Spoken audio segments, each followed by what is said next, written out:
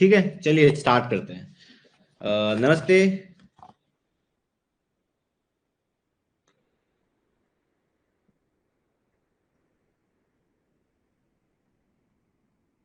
अब मैं थोड़ा स्क्रीन ऑन कर लेता हूँ।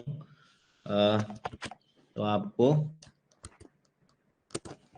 स्क्रीन विजिबल नहीं हो रहा होगा, तो स्क्रीन विजिबल कर देते हैं। ठीक है।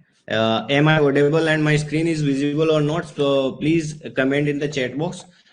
सभी अपने चैट बॉक्स में लिख दें अगर आपको मेरी आवाज सुनाई दे रही है और मेरी स्क्रीन दिखाई दे रही है, तो आप अपने चैट बॉक्स में लिख सकते हैं। तो हम आज की क्लास स्टार्ट करेंगे।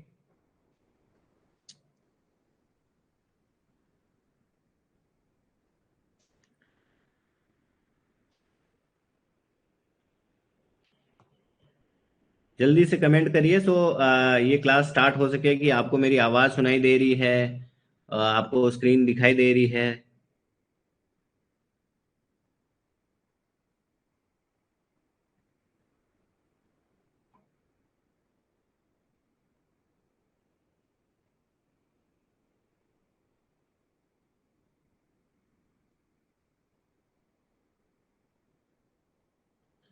चलिए जल्दी। लोग कनेक्ट हो रखे हैं। Shankar Singh, Bobbili, Lucky. Hi hi Deepak, hi. Yes sir, visible and audible, okay. So नमस्ते, मेरा नाम प्रदीप है, प्रदीप कुमार जहांगीर। और मैं पहले आपका एक गोरई भी पढ़ा चुका हूँ, जो भी जिसके भी थे एससीसीएल में। और हमने उसमें अच्छी से डिटेल से देखी थी बहुत सारी चीजें। और हम यहाँ पे अब एनसी डे पढ़ेंगे। और एक गोरई में मोर, और एक गोरई में जो डिस्कशन करा था उसमें वो मोर न्यूमेरिकल बेस ज्यादा था। ठीक है। और फिर उसके बाद में डीजीएमएस का माइंड मशीनरी भी अभी भी लिया मैंने 1-2 महीने में। उसमें हमने प्रीवियस ईयर क्वेश्चन देखे थे। और इस वाले में हम एनसी डे कवर कर रहे हैं। एनसी डे, जो भी एनसी डे में क्वेश्चंस है और वो देख रहे हैं। ठीक है। एनसी डे में बहुत सारे चैप्टर वाइज दे रखे हैं। माइंड मेथड वो पहला चैप्टर ही है ना। तो पहले इसी से स्टार्ट करते हैं। ठीक है, पहले हम क्या करेंगे, कोई भी क्वेश्चंस है वो देखेंगे। ठीक है, उसको समझने का कोशिश करेंगे। फिर उसका आंसर देखेंगे कि क्या आंसर होगा। और फिर उसके बाद में उसका एक्सप्लेनेशन देखेंगे। और उसके बाद में क्या क्या उससे रिलेटेड और भी क्वेश्चन हो सकते हैं, है ना, कैसे बन सकते हैं वो भी देख लेंगे, है ना। ऐसा नहीं कि सारों में ऐसा फॉलो करूंगा, लेकिन मेजोरिटी ऑफ द क्वेश्चन में यही प्रयास करूंगा। ठीक है, ओके। और आपको मैं एनसी डे, क्योंकि मैं कोल इंडिया में देखा था कि कोल इंडिया का जो पेपर हुआ था, जो अभी तो गेट के थ्रू ले रहा है, पहले बिना गेट के थ्रू लेता था। तो आपको जैसे एनसी डे में अगर मान लो इसी से आया था majority of the portion of the coal India. तो आपको क्या करना है, अगर मान लो इसमें 400, सपोज दैट 400 पेजेस है। ठीक है, 400 नहीं, मान लो 200 ही, मान लो 200 पेज है मान लो। ठीक है, तो आपको क्या करना है, अभी मैं बता रहा हूँ, एक्सप्लेनेशन कर रहा हूँ, आप क्लास भी देख रहे हैं, बहुत अच्छी बात है। लेकिन आप इसको, क्योंकि इसको आपको रटने हैं, जितना अच्छे से रटोगे उतना बढ़िया रहेगा, क्योंकि ये थ्योरी वाला है और कुछ चीजों को समझना है। तो आप क्या करोगे, इसको डिवाइड कर दोगे। अलग अलग की कैपेसिटी होगी। कोई 10 पेपर रोज पढ़ सकता है, कोई 20। तो मान लो आप 20 पेज, 15 पेज, 10 पेज रोज पढ़ रहे हो, आज 20 पढ़ो। फिर अगले दिन जब अगले 20 पढ़ रहे हो, तो फिर वापस से 20 पढ़ के फिर आगे चलो, फिर अगले 20। इस तरह से आपको इसका मल्टीपल बार रिवाइज करना है, 3 या 4 बार रिवाइज करना है। तो ये क्वेश्चन आपको अच्छे से समझ भी आ जाएंगे और आपको याद भी हो जाएगा। ये सही तरीका है। थ्योरी क्वेश्चन तो ऐसे ही होते हैं। ठीक है, चलिए न्यूमेरिकल में मैं आपको समझाया था कि कैसे कैलकुलेशन होती है। यहाँ मैं बताऊंगा कि कैसे आपको चीजें रटनी है ना। बहुत सारे बोलते हैं मेरे को एक बार में याद हो जाता है, हमको तो नहीं होता भाई, हमको टाइम लगता है। टाइम लगता है, लेकिन एक चीज याद रखिएगा कि जो कोई बोलता है मैं टैलेंटेड हूँ, मेरे को एक बार में याद होता है, उससे कहीं गुना ज्यादा बेटर हार्ड वर्किंग होता है। हार्ड वर्किंग पीपल, अगर वो ये 1 या 2 बार पढ़ के इसको बहुत बढ़िया याद हो रहा है, ये अगर 4 या 5 बार पढ़ लेगा तो ये बहुत आगे रहेगा। ठीक है, तो अपनी मेहनत पे भरोसा करना है।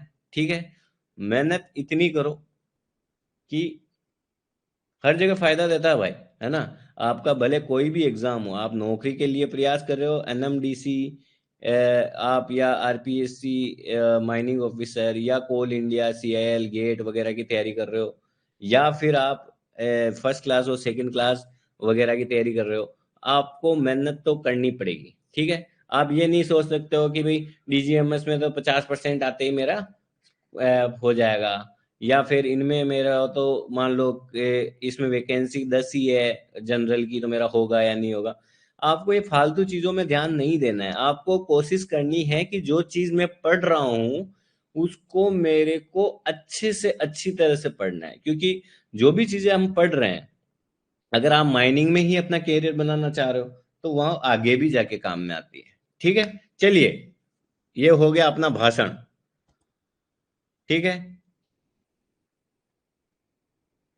अब आप बताइए, चालू करते हैं अपने, है ना। पहले क्वेश्चन, आप इसमें पार्टिसिपेट भी करिएगा, क्योंकि मैं ये क्वेश्चन, क्योंकि ये ज्यादातर ऑब्जेक्टिव बेस्ड है ना। ऑब्जेक्टिव बेस्ड है तो आपको क्या इससे किताब को कब पढ़ी जाती है कि आपने थ्योरी पढ़ रखी है, ठीक है, तब। वरना दूसरा तरीका मैं बताया हूं कि अगर इसी के किताब से ही सारे क्वेश्चन आ रहे हैं तो इसको रटने का तरीका भी बताया हूं। लेकिन पढ़ते तभी है कि आपने पहले उसकी थ्योरी देख रखी है। मान लो पावर सपोर्ट पढ़ रहे हैं तो पावर सपोर्ट आपको उसका A to Z आपने पढ़ रखा है, फिर आप उसके ये ऑब्जेक्टिव क्वेश्चन लगा रहे हो। ठीक है, तो वही उम्मीद करूंगा कि आपने एक बार अपना थ्योरी वाला सिलेबस खत्म कर रखा है। ठीक है, चलिए, पहला क्वेश्चन, तो इसलिए मैं आपसे उम्मीद कर रहा हूं कि आप लोग पार्टिसिपेट करोगे, अपना आंसर भी दोगे कि what is the main reason to support a sleep और फोल्ड, कि कौन सा मेन कारण है जिससे आपका जो जहां पे स्लिप और फोल्ट होता है, जैसे मान लो ये आपका स्टार्टा है, कोई अलग पेन ले लेता हूं, जो आपका ये स्टार्टा है, यहाँ पे एक स्टार्टा है, अगर यहाँ पे ये जो फॉल्ट है तो इसके इधर भी सपोर्ट लगाना पड़ रहा है आपको, इधर भी सपोर्ट लगाना पड़ रहा है। ऐसा क्यों क्यों करते हैं हम,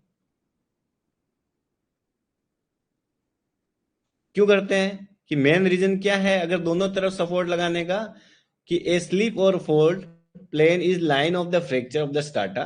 पहले तो आपको पता होना चाहिए फोल्ट और स्लिप क्या होता है, कि भाई जो भी स्टार्टा है उसमें क्रैक या यहां से ब्रेक हुआ होगा, है ना, तो उसी को हम स्लिप या फोल्ट बोल रहे हैं। तो उसमें क्या होता है कि fault plane is the line of the fracture of the strata is very difficult to hold, मतलब उसको बहुत कठिन होता है कि आप अगर मान लो एक तरफ सपोर्ट लगा दोगे तो इसको डिफिकल्ट होगा ना, इसलिए दोनों तरफ लगा रहे हो आप सपोर्ट सिस्टम, है ना। जब भी फ्रैक्चर फोल्ड ये चीजें होती है तो उसमें थोड़ा स्टार्टा को कंट्रोल करना अपने लिए बहुत टफ होता है, इसलिए हम दोनों तरफ सपोर्ट सिस्टम लगा रहे हैं। ठीक है, चलिए ये देखिए, अगर ये मान लो आपका ये आपका फॉल्ट है, फॉल्ट भी 3 प्रकार के होते हैं, पहले ये देखो, एक रिवर्स फॉल्ट होता है, एक नॉर्मल फॉल्ट होता है, एक स्ट्राइक स्लिप फॉल्ट होता है। ये भी याद रखिएगा, पूछ लेगा कभी कि फॉल्ट इनमें से कौन सा फॉल्ट का प्रकार नहीं है, तो आपको याद होना चाहिए reverse fault, normal fault, strike slip fault होता है, 3 प्रकार के फॉल्ट होते हैं। ठीक है, आपको ये भी पता होना चाहिए कि जैसे मान लो फॉल्ट है या, तो इसके ऊपर वाला जो स्टार्टा होता है उसको बोलते हैं हैंगिंग वॉल, उसको क्या बोलते हैं, हैंगिंग वॉल, और उसके नीचे वालों को क्या बोलते हैं, foot wall. Hanging wall, foot wall, hanging wall, foot wall. और टाइप कौन कौन से थे, reverse, normal, strike, reverse, normal, strike slip, reverse, normal, strike slip. ठीक है, ये याद रखिएगा। कंप्रेशन एक्सटेंशन तो आपको पता होगा ही, कंप्रेशन क्या होता है, जब आप किसी भी स्ट्राटा को कंप्रेस्ड हो रहा है तो उसको कंप्रेशन बोलेंगे, अगर स्ट्राटा खिंचाव है तो उसको हम एक्सटेंशन बोल देंगे, वो इतना जरूरी नहीं है, छोड़िए उसको। आप याद रखिएगा कि टाइप क्या है, रिवर्स, नॉर्मल, स्ट्राइक स्लिप, और हैंगिंग वॉल, फुटवॉल क्या होता है, ये चीजें आपको थोड़ा बहुत पता होना चाहिए। चलिए अगले क्वेश्चन में फटाफट, what do we close the stopping on the intake and return airway simultaneously. कह रहा है कि जो आपका इनटेक होता है, इनटेक जो होता है, मान लो ये इनटेक हो गया और एक हो गया रिटर्न हो गया, आप इनटेक और रिटर्न दोनों पे ही स्टॉपिंग को साइमल्टेनियसली मतलब एक साथ क्यों लगाते हैं, स्टॉपिंग एक साथ क्यों लगाते हैं, इसका कारण पूछ रहा है।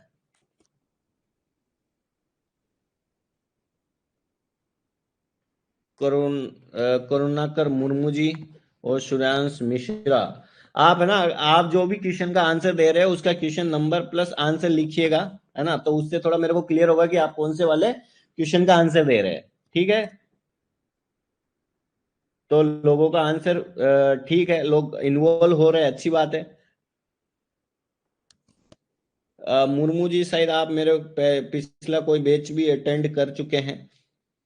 चलिए अगले क्वेश्चन का जल्दी से आपका आंसर आना चाहिए। Why do we close the stopping on the intake at return, intake और रिटर्न में हम एक साथ स्टॉपिंग को क्यों बंद करते हैं, क्यों करते हैं? क्योंकि ये मिथेन एक्सप्लोजन है ना, to prevent the methane explosion by delaying the possibility of forming of the explosive mixture। इससे क्या होता है, इससे क्या होता है, आप दोनों तरफ अगर स्टॉपिंग लगा रहे हो तो जो आपका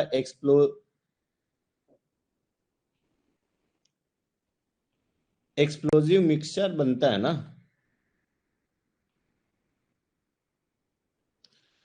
एक्सप्लोजिव मिक्सचर डिले हो जाएगा, वो कम बनेगा या धीरे धीरे बनेगा। तो इससे क्या होगा, अगर एक्सप्लोजिव मिक्सचर ही नहीं बनेगा तो आपका एक्सप्लोजन भी नहीं होगा, एक्सप्लोजन, मेथेन एक्सप्लोजन नहीं होगा। समझे? अगर आपने इनटेक और रिटर्न पे साइमल्टेनियसली स्टॉपिंग लगा दिया है तो आपका मिथेन जो एक्सप्लोजन नहीं होगा। क्यों नहीं होगा? क्योंकि एक्सप्लोजिव मिक्सचर नहीं होगा। ठीक है, एक्सप्लोजिव मिक्सचर धीरे धीरे होगा या स्लो हो जाएगा, डिले हो जाएगा, है ना।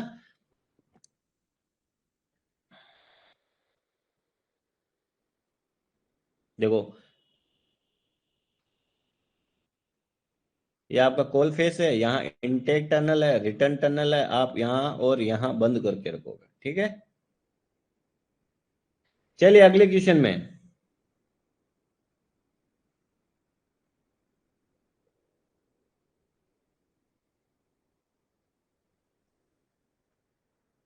चलिए थोड़ा फटाफट करेंगे क्योंकि बहुत सारे क्वेश्चन है, इसको पूरी किताब को कंप्लीट करना हमको।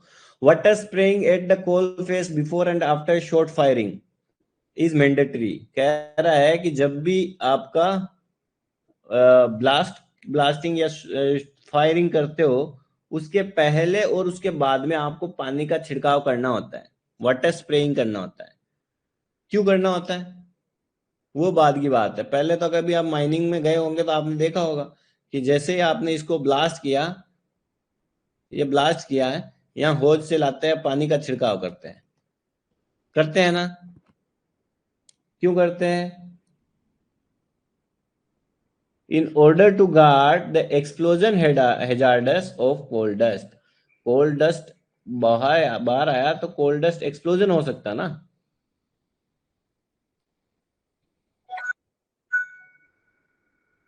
तो अपन को क्या बोलते हैं, कोल डस्ट एक्सप्लोजन को रोकने के लिए पानी का छिड़काव करते हैं जिससे कि वो सेटल डाउन हो जाए।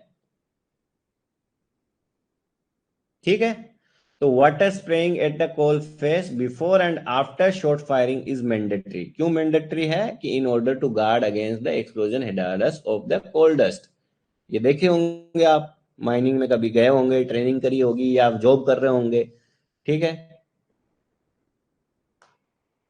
तो आपको इसी इमेज से मैं एक दो चीजें समझा देता हूँ, क्योंकि जो मैंने मेटल माइंस में देखा था कि ये जैसे मान लो आपका हेडिंग है, मतलब फेस है, तो फेस पे क्या होता है, इसको प्रोटेक्ट करने के लिए आपको प्रोटेक्ट करना है ऊपर, है ना।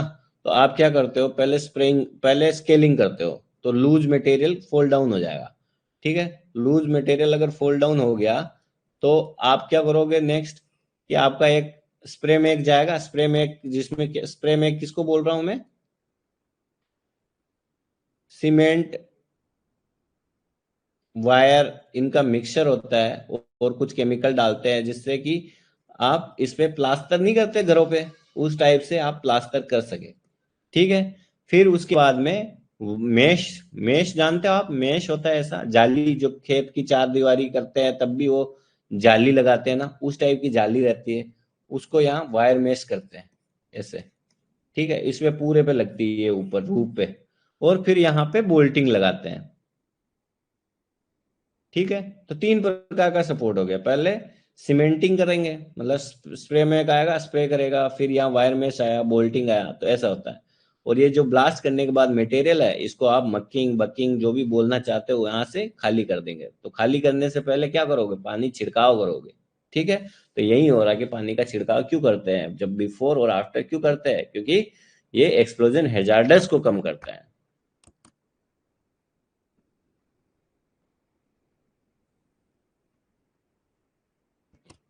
ठीक है, अगले क्वेश्चन में चलते हैं।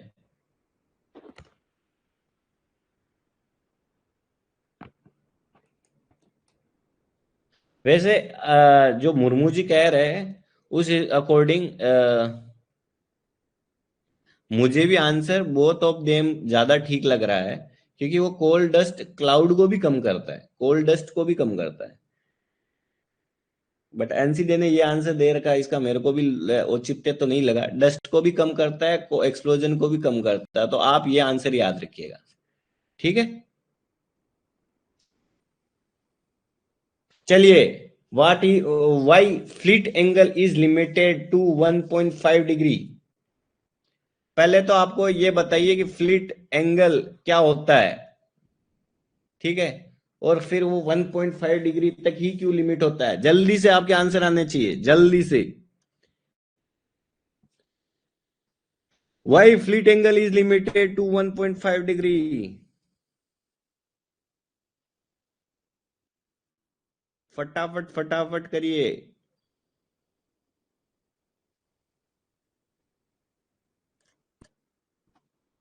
और मैं कल से थोड़ा सोच रहा हूं कि थोड़ा ज्यादा क्लास ली जाए, जिससे कि एनसीडे फटाफट से खत्म हो जाए अपना, जिससे कि जो डीजीएमएस का पेपर दे रहे हैं उनको भी काम में आ जाए, और जो बाकी एग्जाम देंगे उसको उसके लिए थोड़ा टाइम मिल जाएगा उसको।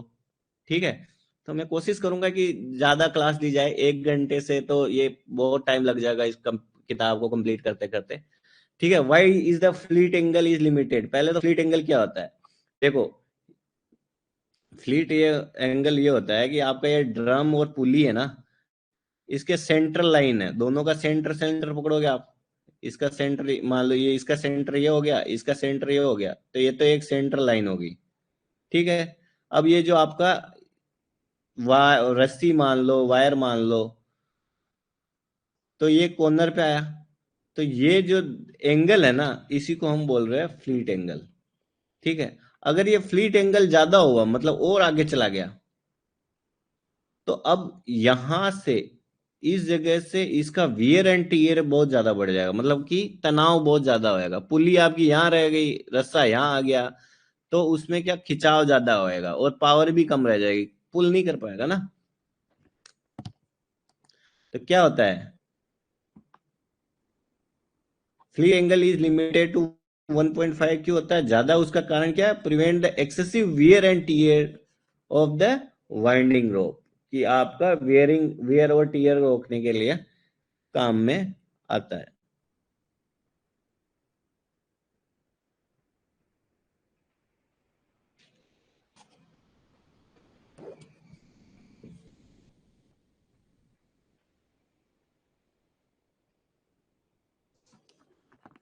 ये संजय जी आप बिल्कुल सही है, वियर एंड टीयर के लिए।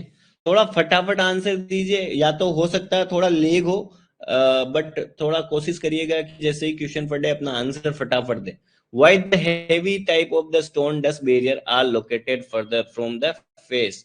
कह रहा है कि स्टोन डस्ट बैरियर जो होता है वो फेस और डिस्ट्रिक्ट से दूर होता है, उसका क्या कारण है? पहले तो आपको स्टोन डस्ट बैरियर के बारे में मैं आपको कुछ चीजें बताना चाहूंगा।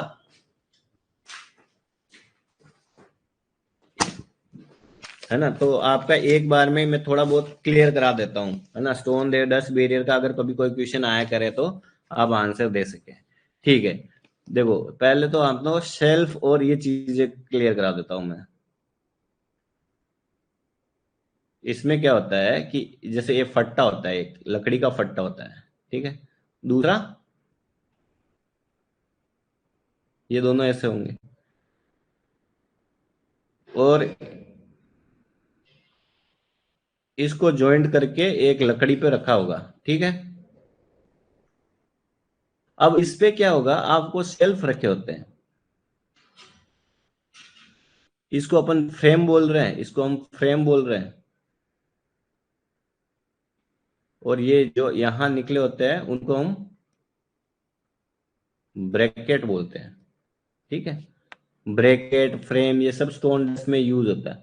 अब इसमें शेल्फ क्या होता है वो बताना चाह रहा था मैं, कि इस पे एक फट्टा रखा होता है ऐसा। तो इस पे ऐसे फट्टे रखते हैं अपन, मतलब लकड़ी के रेक्टेंगल शेप के इस टाइप से रखते हैं, ठीक है। और जो ये फ्रेम है ना, इसकी ये जो चौड़ाई है वो 15 सेंटीमीटर इतना कुछ होता है। ये डीजीएमएस का जो सीएमआर है 2017 उसके अकॉर्डिंग बता रहा हूँ। और इसको हम पूरे को नंबर ऑफ बोर्ड, इसमें कितने नंबर ऑफ बोर्ड जोड़े, तो नंबर ऑफ बोर्ड को जोड़ के जो बनता है उसको हम बोलते हैं सेल्स, ठीक है। तो अपन को ये तो हो गया डस्ट बैरियर। इसमें क्या होता है, आप ऊपर डस्ट रखते हो, है ना, इसके ऊपर डस्ट रखते हो। तो इसका जैसे आपकी ये एक हेडिंग है, हेडिंग बोल लो, फेस बोल लो, जो भी गैलरी बोल लो। तो आप उसमें क्या करोगे कि जैसे ये एक तो ये वाली है ना, ये लकड़ी का लकड़ी का, और इधर भी रहेगा। ये अब हम फ्रंट से देख रहे हैं, इसको ऐसा मानिएगा फ्रंट से देख रहे हैं। अब इधर जो ये थे ना, ये वाले ये, तो ये हो गए ये।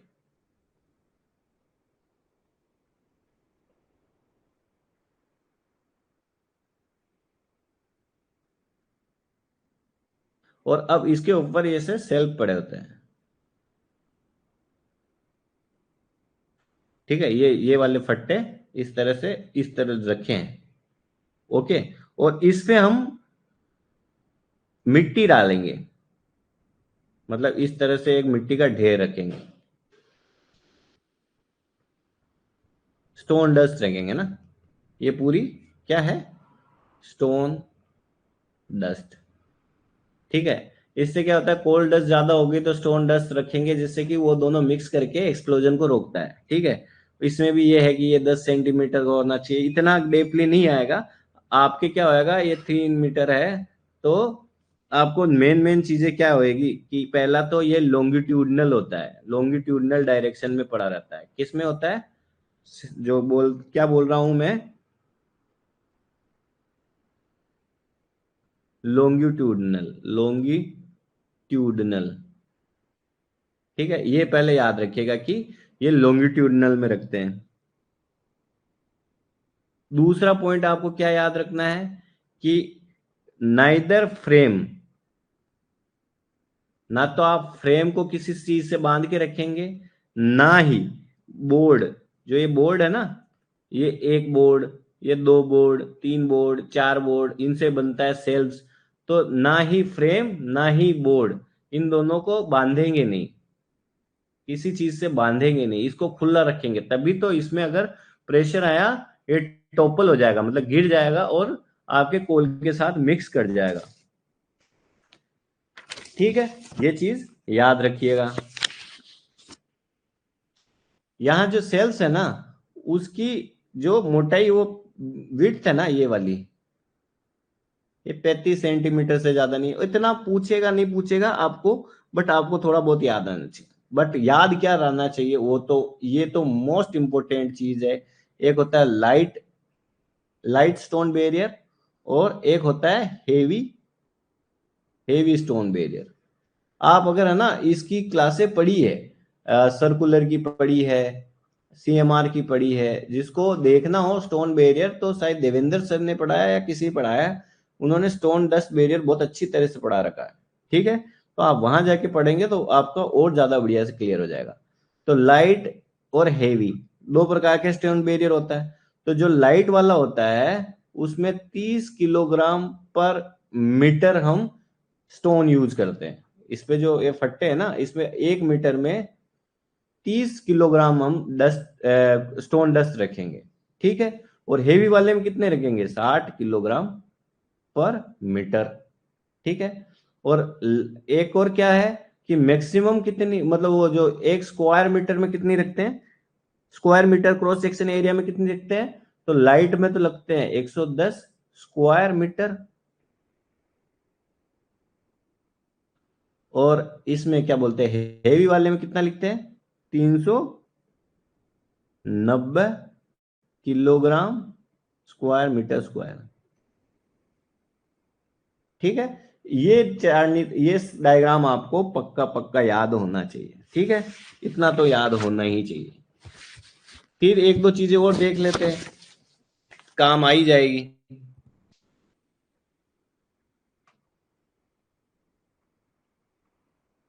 और मैं अभी स्टोन डस्ट बैरियर थोड़ा डिटेल में बता रहा हूँ, इसका मतलब ये नहीं कि आगे क्वेश्चन आएगा तो मैं इतना डिटेल से नहीं जाऊंगा, आपको मैं याद कराऊंगा कि हमने वहां क्या देखा था। अगर मान लो in case of board and pillar, stone dust barrier की बात करें तो बोर्ड एंड पिलर मान लो ये, ठीक है, इस तरह से बात करता हूँ, ठीक है। तो जो आपका फेस है, मान लो ये आपका फेस है, मान लो सपोज ये आपका फेस है, तो कम से कम 135 सेंटीमीटर की दूरी हो, कम से कम 135 मीटर की दूरी हो। अगर यहाँ स्टोन डस्ट बैरियर मेरे को लगाना है, तो अगर मैं यहाँ लगा रहा हूँ, अगर मान लो ये स्टोन डस्ट बैरियर है, स्टोन डस्ट बैरियर है, तो कम से कम 135 मीटर की दूरी होगी। और ज्यादा से ज्यादा कितने मीटर की दूरी होगी, वो हो सकती है ज्यादा से ज्यादा 365 मीटर, उससे ज्यादा नहीं दूरी होनी चाहिए, और इससे कम नहीं होनी चाहिए, इतनी तो होनी चाहिए, और इससे ज्यादा दूरी नहीं होनी चाहिए। ये चीज ये याद रखनी है।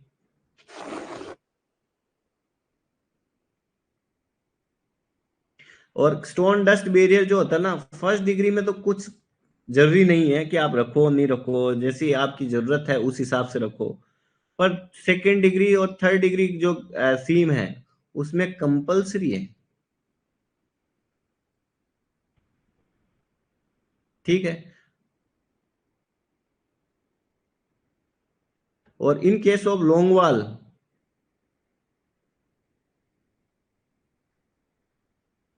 इन केस ऑफ लॉन्ग वॉल,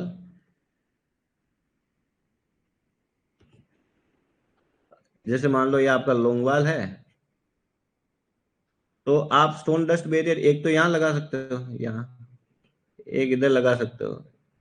ये आपका मेन गेट है, ये टेल गेट है, ठीक है। तो इधर क्या होएगा कि जो डिस्टेंस है ना इसकी, स्टोन डस्ट बैरियर की, ये होनी चाहिए 45 टू 110 मीटर। तो ये फर्स्ट वाला हो गया। फर्स्ट वाला जो लाइट वाला बोलते हैं, तो लाइट लाइट टाइप बैरियर जो है फर्स्ट वाला यहाँ पे लॉन्ग वॉल फेस में, वो 35 से 110 होगा। और एक और होगा हेवी वाला, तो वो होगा heavy, heavy stone dust barrier है, उसकी डिस्टेंस कितनी होगी, उसकी डिस्टेंस हो सकती है कम से कम 180 और ज्यादा से ज्यादा 320 मीटर। तो ये कुछ कुछ चीजें याद रखनी है। क्या क्या पढ़े हम, पहला अपन देखे कि सेल्फ क्या होता है, बोर्ड क्या होता है, ब्रैकेट क्या होता है, फ्रेम क्या होता है, ठीक है। फिर हमने देखा कि किस तरह से किसी भी गैलरी में लगता है स्टोन डस्ट बैरियर, है ना। और 3 मीटर अगर लॉन्गिट्यूडनल में रखा जाता है, और इनको फ्रेम बोर्ड वगैरह को बांधा नहीं जाता है, खुला छोड़ा जाता है। लाइट है तो 30 किलोग्राम पर मीटर, और हेवी है तो 60 किलोग्राम पर मीटर। अगर स्क्वायर मीटर स्क्वायर में पूछे तो लाइट 110, हेवी 390। और अगर बोर्ड एंड पिलर की बात करें तो 1 डिग्री में जरूरी नहीं है, सेकंड और थर्ड में कंपलसरी है कि आपको यूज करना है। और मिनिमम डिस्टेंस 135, मैक्सिमम 365। और लॉन्ग वाल हो तो जो दो प्रकार के होंगे, एक लाइट और एक हैवी। लाइट वाला होगा वो 4500 110 मीटर की दूरी पे होगा, और हेवी वाला होगा 180 से 320 मीटर की दूरी पर होगा।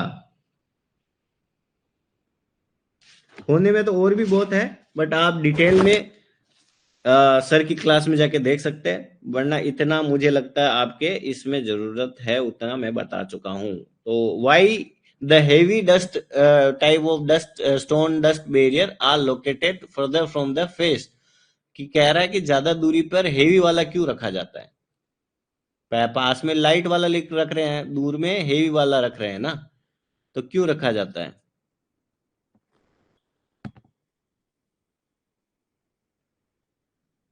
क्योंकि the greater the distance will be the explosion the opportunity to develop the greater violence to the topple the heavy barrier। मतलब क्या होता है, देखो यहाँ क्या होता है, हेवी वाला डस्ट बैरियर था ना, यहाँ पे एक हेवी वाला, तो हेवी वाला था वो 180 से 320 ज्यादा दूरी पे रख रखा हमने। क्यों रख रखा है हेवी वाला दूरी पर? क्योंकि जितना ज्यादा दूरी होगा एक्सप्लोजन को बनने में बढ़िया रहेगा, मतलब थोड़ा अच्छा टाइम मिल जाएगा, जिससे कि ये इसको जो हेवी डस्ट बैरियर है उसको टोपल टोपल मतलब गिराने में बढ़िया काम करेगा। ठीक है, तो greater the distance will develop the explosion the opportunity to develop greater violence to topple the heavy barrier. ठीक है, ये याद रखिएगा। चलिए अगले क्वेश्चन में आते हैं।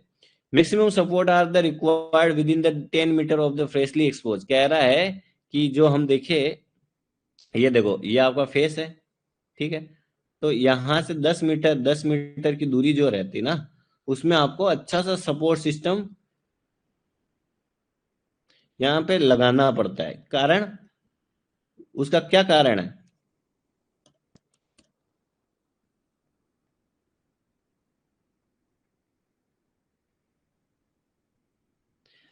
मिथिलेश कुमार जी, आप जाके स्टोन डस्ट बैरियर का पूरा अच्छे से पढ़ लीजिए। मेरे को जितना जरूरत है उतना मैं बता चुका हूँ, और भी अगर नहीं समझ में आया, एक बार आपको कहीं पढ़ लिए तो आप मेरे को बोलिएगा, मैं अच्छे से डिस्कस कर दूंगा। लेकिन अपने को टाइम लिमिट होने की वजह से, और अपन ये क्लास मोर और मतलब क्लास नहीं है, ये आपका रिवीजन या आपकी प्रैक्टिस।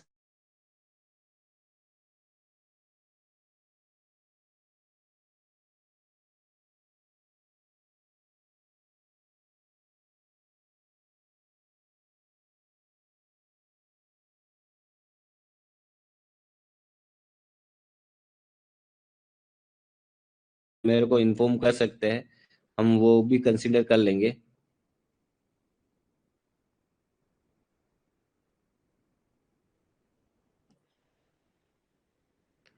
ठीक है, एनी डाउट? आप अगर क्लास से रिलेटेड किसी पैटर्न में चेंज करना है तो मेरे को आप इन्फॉर्म कर दीजिएगा। ठीक है, चलिए। कह रहा है कि जब भी ब्लास्ट करते हैं तो maximum support is required 10 metre. जब भी आपको कोई जैसे आप ये एक हेडिंग है, मान लो ये फेस है, तो आपने मान लो यहाँ तक इसको ब्लास्ट कर दिया है, तो अब वापस आगे जाओगे आप, तो ये जो इतना है ना, ये एरिया, ये 10 मीटर एरिया, ये तो आपका, ये 10 मीटर एक्सपोज हुआ नया। तो यहाँ पे क्या होता है, ये फ्रेशली एक्सपोज्ड है, तो यहाँ पे सपोर्ट सिस्टम सही से चाहिए होएगा, ये कहना चाह रहा है। क्यों? क्योंकि the portion generally remain unsupported. ये तो आपको पता ही है ना यार, यहाँ पे अगर आपने ब्लास्ट किया है, अभी स्केलिंग करेंगे, फिर जाके अपन सारे सपोर्ट सिस्टम लगाएंगे, तो ये वाला अभी आपका इस जगह पे आपका कोई भी इसको सपोर्ट सिस्टम नहीं प्रोवाइड कराया गया, तो this portion generally remain unsupported due to violence of the blasting and incumbent strata pressure in the shifted toward the pillar edge। कि यहां से आपने जैसे ब्लास्ट किया, यहाँ पे कोई प्रेशर लाइन थी, है ना, यहाँ पे आपकी जो ऊपर से प्रेशर लाइन थी, यहाँ पहले ऐसे थी, तो जैसे आपने ब्लास्ट किया ये सारी शिफ्ट होके इधर चली गई। ठीक है, तो इस कारण से हम maximum support system are required within the 10 metre of the face. क्यों? क्योंकि portion generally remain unsupported due to the violence of the blasting and incumbent strata pressure is shifted toward the pillar edge पे चला जाता है। चलिए, maximum accident in India is caused due to, कि India में ज्यादातर एक्सीडेंट किस कारण से होते हैं? इंडिया में ज्यादातर एक्सीडेंट होते हैं रूफ फॉल के कारण। रूफ फॉल के कारण ये याद रखिएगा कि ज्यादा से ज्यादा एक्सीडेंट इसी से होता है। इनंडेशन बहुत कम होता है क्योंकि सर्वेइंग वाले अपना काम करते ही हैं, रेगुलर सर्वे करते हैं, कोई वाटर बॉडी नियर है या नहीं है, तो इतना जल्दी इनंडेशन नहीं होता है। गैस एक्सप्लोजन को भी हम लोग कोल डस्ट वगैरह कर कुरा के या कुछ और कर कुरा के कंट्रोल करते हैं। फायर वगैरह लगती है तो उसके बहुत सारे अपन को पहले सिम्टम मिल जाते हैं, तो उतना नहीं होते हैं, मरते नहीं है लोग, जल जा। पर रूफ फॉल सडन होता है, और सडन होता है तो उसमें आदमी का मृत्यु या इवन डैमेज, शरीर का बहुत सारे पार्ट्स वगैरह डैमेज हो जाते हैं, तो ज्यादा इसी से होता है। Maximum accident in India is cause due to roof fall. कह रहा है कि अब रूफ फॉल से तो बहुत सारे एक्सीडेंट होते ही हैं, पर आप बताइए कि रूफ फॉल एक्सीडेंट का कारण क्या क्या हो? कारण यही है कि insufficient support and delay in erecting of the support. कारण मैं बताता हूं, मैं नाम नहीं लूंगा कोई भी माइंस का, बट मैंने ऐसी कुछ माइंस भी देखी है कि जैसे आपका ये फेस है, ठीक है, ये आपका फेस है, आप यहाँ बढ़ गए, आपका मतलब बहुत सारी दूरी तक भी मैं देखा हूँ कि 100 मीटर दो या मतलब 50-60 मीटर तक भी मैं देखा हूँ कि कोई सपोर्ट सिस्टम या तो है नहीं, या फिर जितना होना चाहिए उतना नहीं है। तो मैं जैसे ही बोला हूँ कि आपका बहुत प्रकार के सपोर्ट सिस्टम होते हैं, मान लो यहाँ केवल बोल्टिंग यूज हो रहा है, ठीक है, बोल्टिंग यूज हो रहा है, तो वो क्या करते हैं कि कुछ जगह बोल्टिंग लगा देंगे, जितना चाहिए उतना नहीं लगाएंगे। तो नहीं लगाने से क्या होता है कि आपका फेस जो है वो अच्छे से, सपोर्ट सिस्टम सही से नहीं है, तो वो क्या, फिर रूफ होल होएगा ही होएगा। और दूसरा कारण क्या होता है, एक आपने बनाया पर स्किल्ड वाला, कोई स्किल्ड पर्सन को नहीं लगाया बनाने में, अब उसका क्या होता है, रेगुलर आपका टेस्टिंग होता है बोल्टों का, इसका टेस्टिंग करेंगे आप, मिनिमम कुछ परसेंटेज है कि उसका रेगुलर बेस पे आपको चेक करते जाना है जे कि कितना प्रेशर होल्ड कर रहा है स्टार्टा। बट ऐसा कुछ होता ही नहीं है बहुत सारी माइंसों में, स्पेशली सरकारी माइंसों में, ठीक है, तो इसलिए रूफ फॉल तो होएगा यार। तो इनसफिशिएंट सपोर्ट, या तो सपोर्ट सिस्टम सही है नहीं, या फिर डिले इन इरेक्शन, या फिर आपका या तो बनाने में देरी हो गया, या फिर ये जो शील्ड सपोर्ट, पावर सपोर्ट वगैरह है उसको सही से आपने लगाया नहीं। ठीक है, ये देखो, ये भी रूफ फॉल के ही दिख रहे हैं आपको। ऊपर से धड़ाम से गिरता है आदमी, या तो नीचे दब जाता है या अंदर फंस जाता है। आपने रानीगंज मूवी भी देखी होगी, उसमें भी कुछ इसी तरह से बताया गया है। ठीक है, अब बोल रहा है थर्ड, नाइन्थ क्वेश्चन क्या है कि आपको रूफ फॉल एक्सीडेंट पहले हमने देखा है कि क्यों होता है, मतलब सबसे ज्यादा मौतें या एक्सीडेंट इसी से हो रहे हैं, फिर देखा कारण क्या है। अब ये हम बता रहे हैं इस क्वेश्चन में कि इसको कैसे कम किया जा सकता है।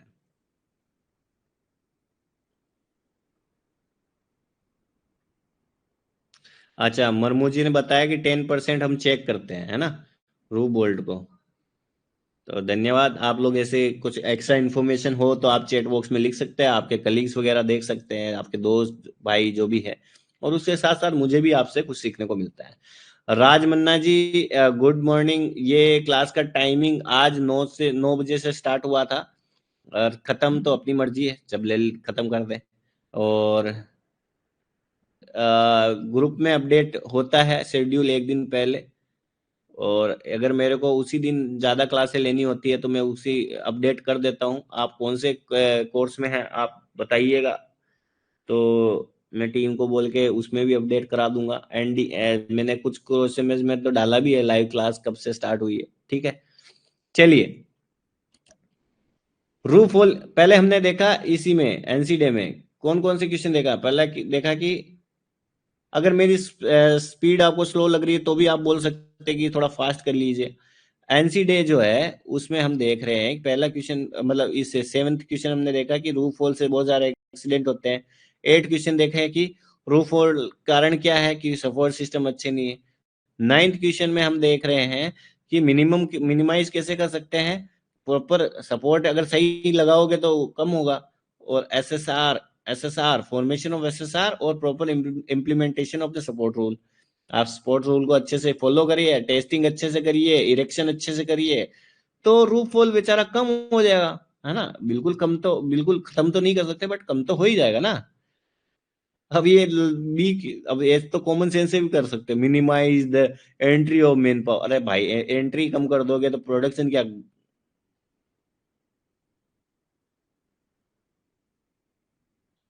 ठीक है। अगला question, it is very difficult to control the cell roof if the coal is not left with the cell wide. कह रहा है कि अगर सेल है, कोई सेल, ये ऊपर जो ये अगर सेल है, इसके नीचे आपका कोई कोयला है।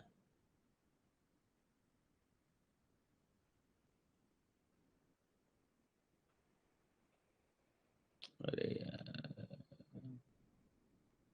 यहाँ पे आपका कोयला है ना।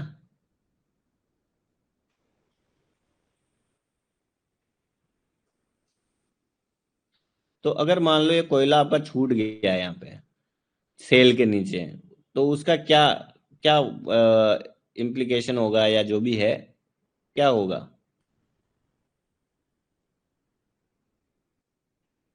देखो, it is very difficult to control the cell roof if the coal is not left with the cell wide. लिए मैं लेफ्ट लेफ्ट बोल रहा होगा, लिफ्ट है ना। कि सेल रूफ, अगर मान लो सेल के नीचे जो कोयला है उसको आपने लिफ्ट नहीं करा तो उसका क्या क्या हो सकता है, तो आपको वही आंसर बताना है। तो it has the great affinity. देखो सेल क्या होती है, मॉइस्चर जो है ना उसको अच्छे से पिकअप करती है। और क्या होता है, अब ये जो ऊपर तो रूफ है, ये उसके ऊपर रूफ है, तो रूफ से इमीडिएट डिपार्ट कर देती है। तो ये सही नहीं है यार, सेल अगर आपके रूफ के बगल में है और उसके अगर कोयला नीचे छूट गया है तो ये दिक्कत आती है कि सेल उसका मॉइस्चर ऑब्जर्व कर लेता है और उसके बाद में आपकी जो रूफ है उसे छोड़ देता है। चलिए अगले क्वेश्चन में आते हैं। ये देखो, ये भाई साहब आपके सेल को देख रहा है कि क्या किया जाए, अब छूट तो गया ये कोयला। बॉस, आपका मैनेजर पीओ वगैरह डांटेगा, बट उनको पता रहता है, इसलिए कहते हैं कि आपको रिपोर्टिंग वगैरह अच्छे से करनी है अपनी। It is a very difficult to control the cell, ये तो देख चुके ना यार। अगला क्वेश्चन, अगला क्वेश्चन में बोल रहा है कि use of the oxide frame welding cutting can be done in the third degree. आपको थर्ड डिग्री माइंस में तो भाई कुछ भी यूज करो ना तो बहुत ध्यान रखना पड़ता है। वो थर्ड डिग्री माइंस है, थर्ड डिग्री माइंस में आप अगर ऑक्सी सेटिलीन यूज करना है, ऑक्सीसेटिलीन के फ्रेम यूज करने हैं वेल्डिंग कटिंग मशीन में, तो आपको थर्ड डिग्री माइंस है तो किसकी परमिशन लेनी पड़ेगी, आपको परमिशन ऑफ रिटर्न परमिशन लेनी होगी डायरेक्टर ऑफ माइन सेफ्टी से। ऐसा नहीं कि आप जाके मेरी मर्जी, ऐसा नहीं चलता है ना। अगर आपको ऑक्सीटिलीन फ्रेम वेल्डिंग कटिंग यूज करनी है ना थर्ड डिग्री में, तो आपको परमिशन लेनी ही पड़ेगी। हाँ ये हो सकता है कि आप लोग किसी को इन्फॉर्म ना करो और अपने स्तर पे कर लो और कुछ हो नहीं, तब तो आप बचते हो, होता ही है माइंस, है ना। बट अकॉर्डिंग टू नियमों के अनुसार तो यही चीज है कि आपको परमिशन लेनी पड़ेगी director of the mine safety. पहले तो डिग्री 1 डिग्री 2 डिग्री 3 आपको ये चीजें तो क्लियर होगी, नहीं होगी तो मैं बता देता हूँ। कि अगर डिग्री 1 कब बोलेंगे, कि अगर rate of emission of methane, अगर मीथेन का इमिशन जो है वो अगर 1 cubic metre of coal production है, इससे ज्यादा ना हो, तो हम उसको डिग्री 1 बोलेंगे। ठीक है। डिग्री 2 कब बोलेंगे, ये 1 क्यूबिक मीटर से कम है। डिग्री डिग्री 2 क्या बोलेंगे, रेट ऑफ इमिशन, एक कॉलम बना दो और दूसरा कॉलम क्या बना दो,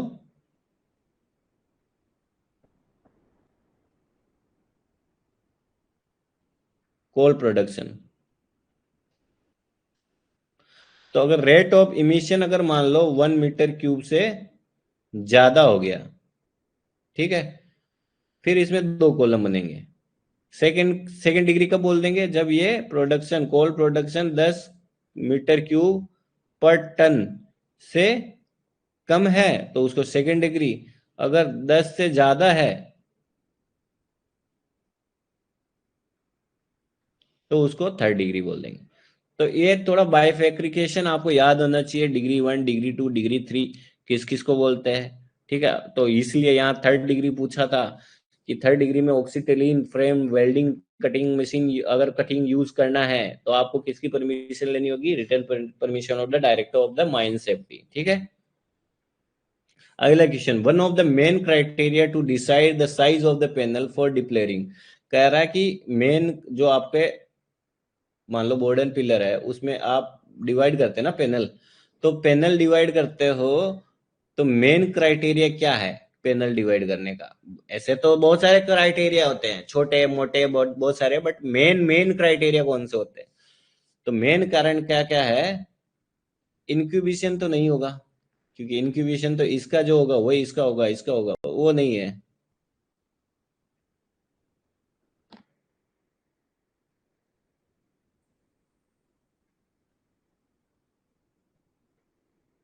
अच्छा सॉरी, क्या मेन क्राइटेरिया पूछ रहा है पैनल बनाने का, तो वो तो इंक्यूबेशन पीरियड ही तो होगा कि भाई कितना इंक्यूबेशन पीरियड। आपको पता है क्या होता है इंक्यूबेशन पीरियड, इंक्यूबेशन पीरियड होता है कि अगर मान लो आप ये मान लो ये आपका कोयला यहाँ था, तो फर्स्ट डे आपने कब कब आपने एंटर करा और इसमें कब आग लगना चालू हो जाएगा, उस पीरियड को हम बोलते हैं इंक्यूबेशन पीरियड।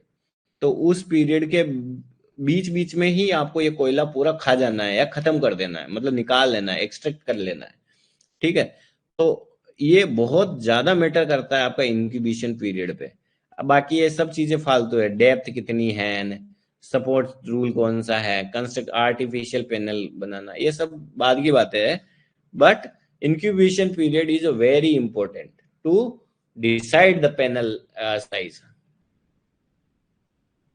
देखो ये रे, the size of the panel in the board and mining determine the serial depth, pillar size, width.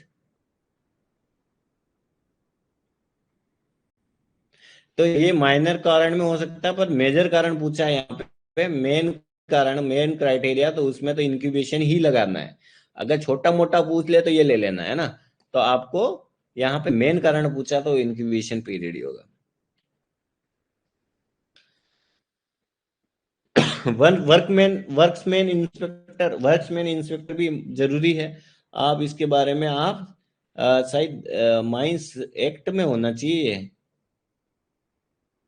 Mines act में होगा, सीएमआर में भी शायद होगा। तो आप इसके बारे में थोड़ा अच्छे से देख सकते हैं, शायद सेक्शन 22 वगैरह कुछ है, ठीक है। तो इसके बारे में पूछा कि the number of the workman inspector किसमें, लार्ज यू अंडरग्राउंड, बहुत बड़ी अंडरग्राउंड कोल माइंस है तो उसमें कितना नंबर ऑफ वर्कमैन इंस्पेक्टर चाहिए, तो वो 3 चाहिए, ठीक है। तो जब बहुत बड़ी अगर कोल माइंस है तो उसमें तो 3 तो वर्कमैन इंस्पेक्टर चाहिए ही चाहिए, ठीक है। ये भी याद रखिएगा। ओके, करुणाकर मुर्मू जी 11वें में डी, 11वें में बी, 12वें में बी, ओके। अभिनव अभिमन्यु कुमार,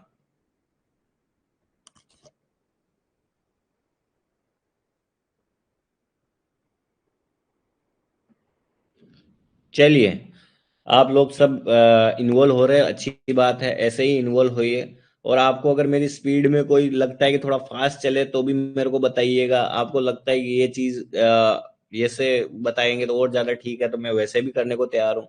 आपको जो आपकी सुविधा है, आपको ये मेरा पर्पज ये है कि आपको एनसी डे अच्छे से समझ में आए और रिवाइज आपको करना है। रिवाइज क्या करना है कि आप जैसे आज पढ़ रहे हो, रात में सोने से पहले एक बार पढ़ लो और कल अगले दिन क्लास लेने से पहले एक बार पढ़ लो, तो आपका 2 बार रिवाइज हो जाएगा।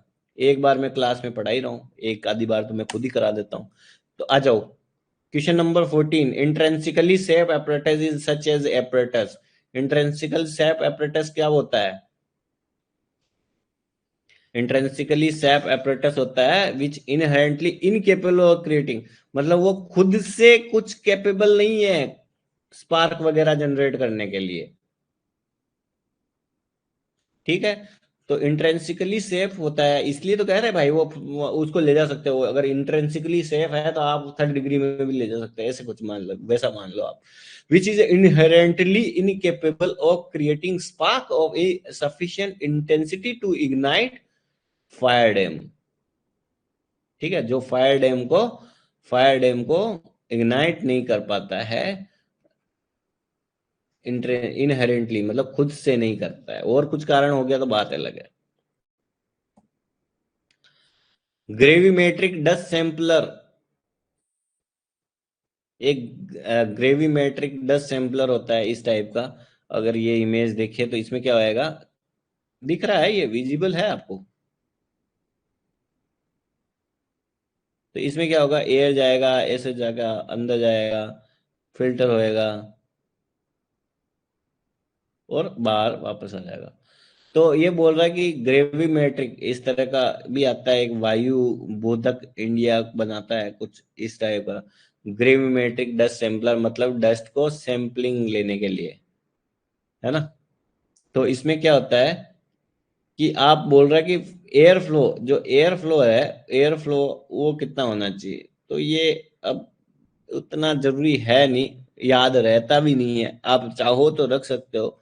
इसका आंसर 2.5 लीटर पर मिनट। ठीक है, रट लो, क्या पता कोई कोई एग्जाम वाला ज्यादा मेहनत नहीं करना पाया चाहता हो और एनसीडीए के डायरेक्ट क्वेश्चन उठा रहा हो, तो आप ये याद रख सकते हैं, है ना। 2.5 लीटर पर मिनट ग्रेविमेट्रिक डस्ट सैंपलर का। ग्रेविमेट्रिक डस्ट सैंपलर के बारे में बताओ कि ये किस टाइप का रहता है। तो ये भी इंट्रिंसिकली सेफ एपरेटस है। इंट्रिंसिकली सेफ एपरेटस होता क्या है कि ये device which is intrinsically safe has designed to incapable of producing heat और spark sufficient to ignite an explosion.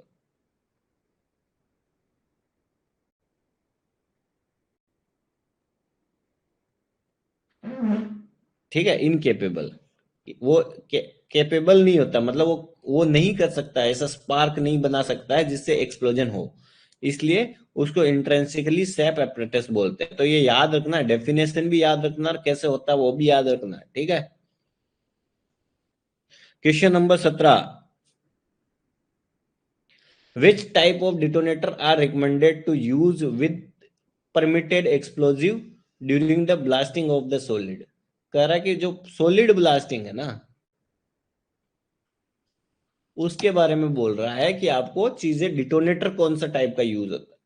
तो जैसा किसी ने मेरे से पहले क्लास करी है तो उनको पता ही है कि अगर ऐसा कोई क्वेश्चन आता है तो मैं पूरा डिस्कस करता हूँ। चलिए पहले सॉलिड ब्लास्टिंग के बारे में देख लेते हैं। तो सॉलिड ब्लास्टिंग का चमचड़ा ही खत्म, कि उससे ज्यादा उससे रिलेटेड कोई चीजें पूछे तो आपको आ जाए, है ना। तो सॉलिड ब्लास्टिंग में क्या होता है, पहले तो आपको डीजीएमएस की परमिशन चाहिए। फिर क्या होता है, जब भी सॉलिड ब्लास्टिंग करोगे आपको P5 परमिटेड एक्सप्लोजिव ही यूज करना है, ये भी बहुत इंपॉर्टेंट है कि P5 एक्सप्लोजिव यूज करना है। और डिटोनेटर कौन सा यूज करना है, non incentive copper short delay detonator. Non incentive copper short delay detonator, non incentive copper short delay detonator. ठीक है, ये याद रखिएगा। और उसमें होल में कितना चार्ज जाएगा, मैक्सिमम चार्ज पर होल 1000 ग्राम। 1000 ग्राम, ये किस में जाएगा, डिग्री 1। अगर डिग्री 1 है तो आप 1 किलो तक भी एक्सप्लोजिव यूज कर सकते हैं। बट अगर आपकी गैसी माइन है और वहां डिग्री 2 और डिग्री 3 है तो हम 565 ग्राम से ज्यादा नहीं यूज करेंगे, वो तो ½ किलोग्राम से ज्यादा नहीं यूज करेंगे। अब आते हैं डिले डिटोनेटर। तो ये भी चीज में बताई थी कि अगर मान लो ये आपका फेस है, इसमें बहुत सारे होल होते हैं ना, मैं पैटर्न वगैरह ध्यान नहीं रखता, मैं बस एग्जाम्पल बता रहा हूँ। तो ये मान लो सेंटर, तो आपने पहले ये ब्लास्ट करोगे, लास्ट में पहुंचोगे यहाँ तक, ये वाली लाइन को ब्लास्ट करोगे। तो कह रहा है कि फर्स्ट और लास्ट वाले जो होल है, तो ये बोल रहा है कि delay delay between the first and the last shoot, उसमें 150 मिली सेकेंड, मतलब बहुत ज्यादा गैप नहीं होना चाहिए, 150 मिली सेकेंड से ज्यादा गैप नहीं होना चाहिए। किसमें? अगर फर्स्ट और सेकेंड डिग्री है तो, फर्स्ट और सेकेंड डिग्री है तो 150 मिली सेकेंड से ज्यादा नहीं होना चाहिए, मतलब 150 मिली सेकेंड के अंदर अंदर पूरा का पूरा फेस ब्लास्ट हो जाना चाहिए। अगर थर्ड से डिग्री हुआ तब तो और ज्यादा फास्ट होना चाहिए, 100 मिली सेकेंड के अंदर ही ब्लास्ट हो जाना चाहिए पूरा का पूरा फेस। तो ये बहुत इंपॉर्टेंट पॉइंट्स है, प्लीज याद रखिएगा, इनसे क्वेश्चन बन रहे हैं। अब मान लो कि आपको बोल दे कि दो कंजुगेट होल है, मान लो ऐसा कोई ओपन कास्ट मान लो, अब यहाँ बहुत सारे होल है, ठीक है। कंजुगेट होल मतलब कि ये ब्लास्ट किया और फिर ये ब्लास्ट कर रहे हो, मतलब एक के बाद एक ब्लास्ट कर रहे हो। तो सेकंड वाले और फर्स्ट वाले में, यहाँ तो फर्स्ट और लास्ट में तो 150 मिली सेकेंड का, और फर्स्ट और सेकंड होल में जो ब्लास्ट हो रहा है उनके बीच में गैप 60 मिली सेकेंड से ज्यादा नहीं होना चाहिए, ठीक है। तो ये तीन चीजें मैं बताई, 150, 100, 60, 150, 100, 60, 150, 100, 60, ये याद होना चाहिए। 150 फर्स्ट और सेकंड डिग्री, 100 थर्ड डिग्री, 60 दो होलों के बीच में।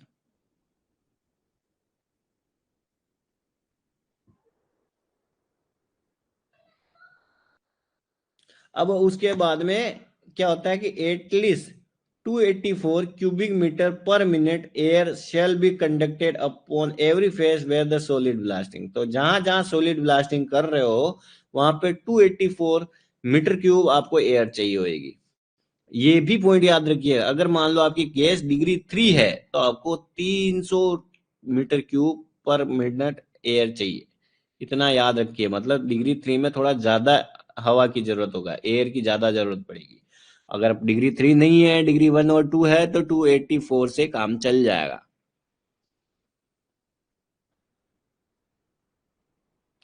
और जब भी सॉलिड ब्लास्टिंग आप करोगे तो 20 मीटर के रेडियस में, इतना 20 मीटर के रेडियस में आप इनफ्लेमेबल गैसों को चेक कर लोगे। अगर आपको सॉलिड ब्लास्टिंग करना है तो जो भी आपका ब्लास्टेड फेस है उससे 90 मीटर तक की दूरी तक आप पानी का छिड़काव करेंगे। तो ये पॉइंट सारे इंपॉर्टेंट है ना, 90 मीटर, 20 मीटर।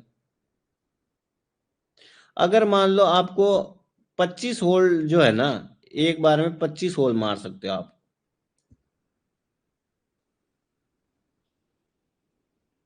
लेकिन एक और कंडीशन है, आपको सॉलिड ब्लास्टिंग कब नहीं करना है, जब आपका मिथेन एक्सीड अगर 0.5 से ज्यादा हो जाए या जियोलॉजिकल डिस्टरबेंस हो जाए। तो ये सारे के सारे पॉइंट आपको बहुत ज्यादा सही से याद होने चाहिए। आप चाहें तो स्क्रीनशॉट ले लीजिएगा, आप चाहो तो स्क्रीनशॉट नहीं लेने में आ रहा होगा तो लिख लीजिएगा, बट याद रखिएगा। मैं आपको बाद में ये अपलोड भी कर दूंगा।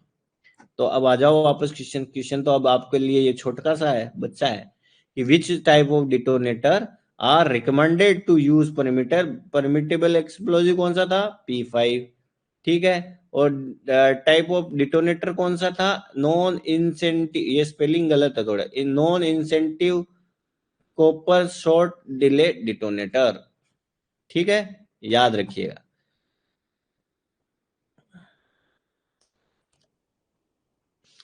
16, 17, 17 में बी अभिमन्यु और मुर्मू, कर्णाकर और मुर्मू ने दोनों ने बी और सी आंसर दिया है। अपना अपना आंसर सुधार लीजिए, है ना, जिसको लगता है कि मेरा गलत है। चलिए, एक्सप्लोजिव के टाइप में हमने P5 देखा कि ये सॉलिड ब्लास्टिंग में यूज हो रहा है, तो इसके अलावा भी और भी तो होते होंगे। और कौन कौन से होते हैं? P1 होता है, P2 होता है, P3 होता है, P5, तो ये 5 प्रकार के होते हैं। तो P1 क्या होता है? ये अनशेथर्ड एक्सप्लोजिव बोलते हैं इसको, अनशेथर्ड। इसकी कौन कौन सी, जैसे अजैक्स, विकी, सलरी। तो सलरी एक्सप्लोजिव अगर आपको पूछ ले किस टाइप का, तो वो अनशेथर्ड एक्सप्लोजिव या P1 एक्सप्लोजिव है, ठीक है। P2 है वो सीथेड, सीथेड एक्सप्लोजिव है। P3 है इक्विवेलेंट सीथेड एक्सप्लोजिव, उसका यूनिसेक्स जी परमेडाइन। और P4 क्या है, explosive approve for the special purpose, मतलब कुछ स्पेशल पर्पज के लिए अप्रूव होता है P4। ये अल्ट्रा सेफ है और ये इंडिया में प्रोड्यूस नहीं होता है। तो 5 प्रकार का P1, P2, P3, P4 देखे। उससे पहले हम सॉलिड ब्लास्टिंग के 5-6 पॉइंट देखे कि P5 होता है non incident copper shot delay होता है 1000 ग्राम डिग्री 1 में, 565 डिग्री 2, डिग्री 3 में, दो फर्स्ट और लास्ट में 150, अगर थर्ड डिग्री है तो 100, अगर मान लो 2 कंजुगेट होल है तो 60, अगर मान लो क्या बोलते हैं एयर कितनी चाहिए 264, अगर मान लो आपकी थर्ड डिग्री है तो 300 चाहिए होगी। आपकी डिस्टेंस जो है वहाँ 90 मीटर तक पानी का छिड़काव करना होगा, रेडियस 20 मीटर है, वहां पे आपको गैसों को चेक करना होगा, एक बार में 25 होल कर सकते हो।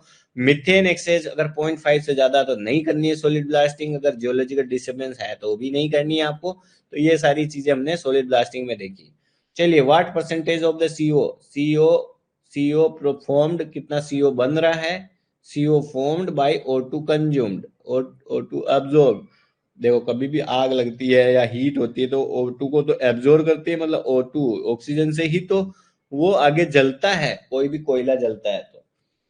और उसके बाद में अगर सही से नहीं जला है तो वो C2 फॉर्म्ड करता है, तो जितना CO फॉर्म होता है उतना उतना, और उसको अगर ऑक्सीजन जितना एब्जॉर्ब हुआ है उससे डिवाइड कर देंगे तो एक रेशियो बनता है, उसको शायद ग्राहम रेशियो बोलते हैं, ठीक है। ये क्या बताता है, ये अलग अलग परसेंटेज पे अलग अलग चीजें बताता है, जिससे कि हमको पता लगता है कि माइंस की क्या क्या कंडीशन है। चलिए इसके बारे में थोड़ा देख लेते हैं कि इंटरप्रिटेशन कर लेते हैं, interpretation of the mines of the air कैसे करोगे। अगर मान लो आपकी माइंस में है ना मेथेन, CO2 N2, मतलब nitrogen, carbon dioxide, carbon monoxide और मेथेन, अगर रिटर्न एयर में मान मिल रही है आपको, रिटर्न एयर में मिल रही है तब तो कोई बात नहीं, कोई दिक्कत ही नहीं है। लेकिन बाकी कहीं पे भी मिल रही है तो आप थोड़ा कॉशियस हो जाओ, सस्पिशियस हो जाओ। ठीक है, ध्यान रखिएगा ये पॉइंट।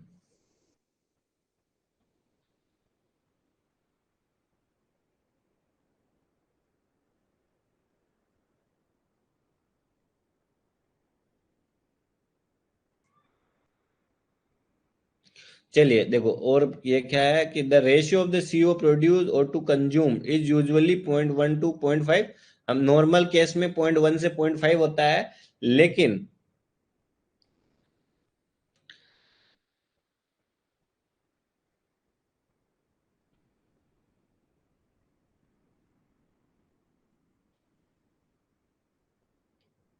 कभी कभी ज्यादा हो जाता है, आपका वेंटिलेशन सही नहीं है और कोई दिक्कत है तो, पर जनरली 0.1 से 0.5 होता है। अब अलग अलग परसेंटेज पे अलग है, अगर 1% हो गया तो उसका मतलब है कि आपकी माइंस में स्पॉन्टेनियस हीटिंग है, existence of the spontaneous heating.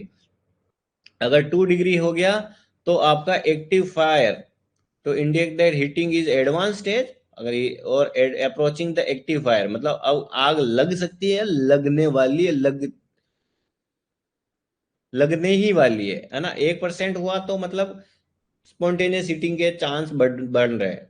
2 हो गया तो मतलब अब बस बनने ही वाले हैं, खत्म। और 3% हो गया तो वो एक्टिव फायर है ही। तो अब आंसर देख लेते हैं। और ये आपके CMR में भी है, देखो CMR 2017 में 137 सेक्शन में भी बता रखा है कि कंप्लीट एनालिसिस कितने हर 30 दिन में करना पड़ेगा आपको। कार्बन मोनोऑक्साइड जो है वो एटलीस्ट एवरी 7 दिन में करना पड़ेगा। ये बहुत इंपॉर्टेंट इंपॉर्टेंट पॉइंट है, आपको ये याद रहने चाहिए कि 7 दिन में हम कार्बन मोनोऑक्साइड का टेस्ट करेंगे, और CO2 confirmed and O2 consumed जो है उसको हर 30 दिन में हमको पता करना पड़ेगा, ठीक है। चलिए, तो अब इसका आंसर तो अब आप बता पाएंगे। अगर मान लो कह रहा है कि एग्जिस्टिंग ऑफ द हीटिंग 1%, 2% पे क्या है अप्रोचिंग, 3% पे एग्जिस्टेंस ऑफ द फायर। तो ये चीजें आपको पता होना चाहिए। और इन 0.5 मतलब normal situation. Why different type of the explosive are not normally charged in the same shot? Yes Mithilesh ji आप सही हैं। हाँ राजमन, ये क्लासेस सारी रिकॉर्डेड होती है, तो आप बाद में भी देख सकते हो। जो भी आपका अगर मान लो लाइव में आप लेट आए हैं तो आप बाद में भी देख सकते हो, ऐसी कोई बात नहीं है। और मेरा पुराने लेक्चर और किसी और सर के भी सारे लेक्चर आपके, आप सही से उसको एक्सप्लोर करिएगा, आपको मिल जाएंगे। ठीक है, अगर कोई भी दिक्कत होता है तो माइनिंग ज्ञान की टीम से आप कांटेक्ट करिएगा, वो आपकी हेल्प करेंगे। अभिमन्यु एंड करुणाकर दोनों ने ऑप्शन बी बताया 19वें में। Why different type of explosive, क्यों हम एक्सप्लोजिव अलग अलग नहीं यूज करते, क्यों नहीं करते हैं? क्योंकि यार चांसेस ऑफ मिस फायर बढ़ जाता है। अगर अलग अलग प्रकार के एक्सप्लोजिव एक ही होल में डाल रहे हो ना आप, तो मिस फायर होने का चांस ज्यादा रहता है। तो इसलिए क्या रिस्क लेना है, इतने मेहनत करते हैं, डोजल लगाते हैं, ग्रेडिंग करते हैं, ड्रिलिंग लगाते हैं, बहुत सारी चीजें करते हैं, और फिर बाद में पता चलता है अपना तो ब्लास्ट ही नहीं हुआ, और मिस फायर को फिर वापस उसको उसके भी नियम कानून झेलो। तो इससे बढ़िया एक्सप्लोजिव अच्छा वाला यूज कर लो ना। तो ये तो कारण है मिस फायर क्यों होता है। पहला तो अगर मान लो आपका वायर ही टूट गया, अगर कनेक्शन टूट गया, और कैसे इनिशिएशन करते हैं वो सिस्टम ही आपको अंडरस्टैंड नहीं है, तो हो सकता है। दूसरा है कि अगर आपने एक्सप्लोजिव को मॉल फंक्शनिंग और एक्सप्लोजिव, मतलब आपने एक्सप्लोजिव को अच्छे से स्टोर नहीं करा है, मिक्सर ऑफ एक्सप्लोजिव यूज कर रहे हो, गुड क्वालिटी का एक्सप्लोजिव नहीं है, तो भी दिक्कत है। और ह्यूमन एरर भी हो सकता है, भाई आदमी है, कभी कभी सर्किट ही भूल गया, कुछ कारण से कुछ नहीं डाल रहे चीजें। ठीक है, तो ये चीजें तो है ही है। कैसे रोके, कैसे रोके? एक्सप्लोजिव ढंग से डाले, एक्सप्लोजिव अच्छा वाला डाले, जो मतलब प्रिस्क्राइब्ड है, उसमें डिले अच्छे से लगाए, सारे वायरिंग सही चेक करें, सिस्टम जो इनिशिएट करते हैं वो अच्छे से करें, ब्लास्टिंग अच्छे से डिजाइन करें, बहुत सारी चीजें हैं।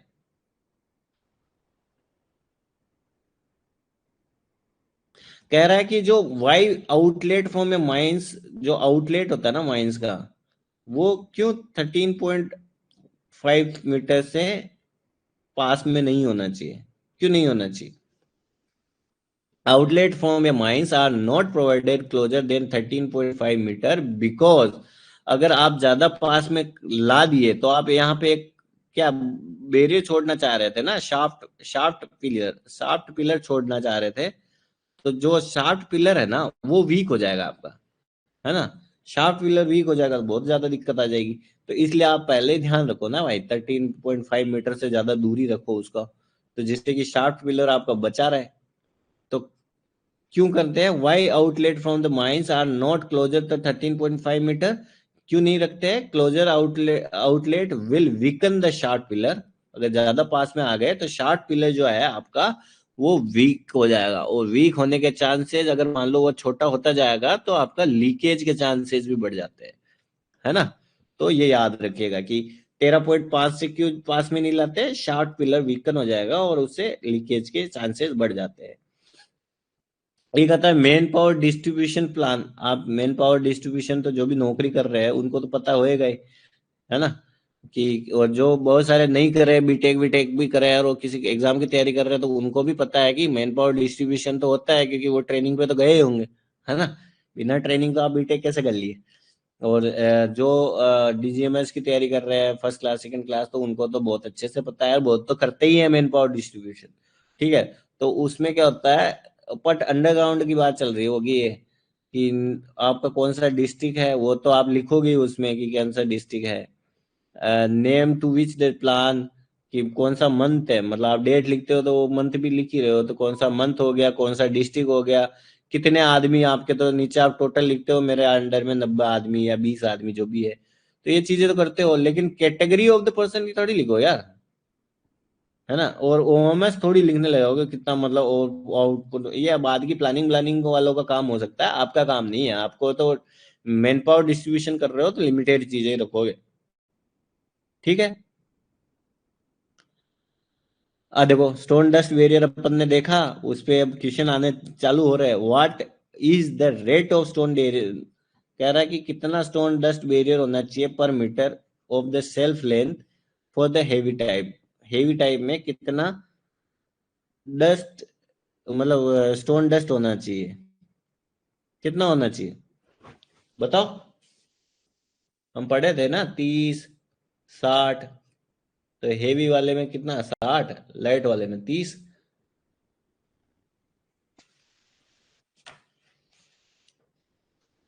ठीक है। तो what is the rate of the stone dust loading per metre cell from the light type.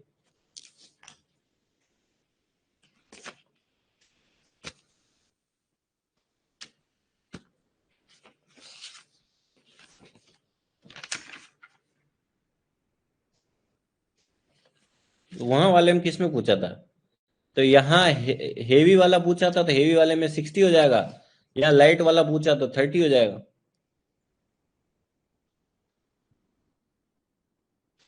ठीक है। और how much cross section area का पूछा, तो मैंने क्या बताया, लाइट और heavy.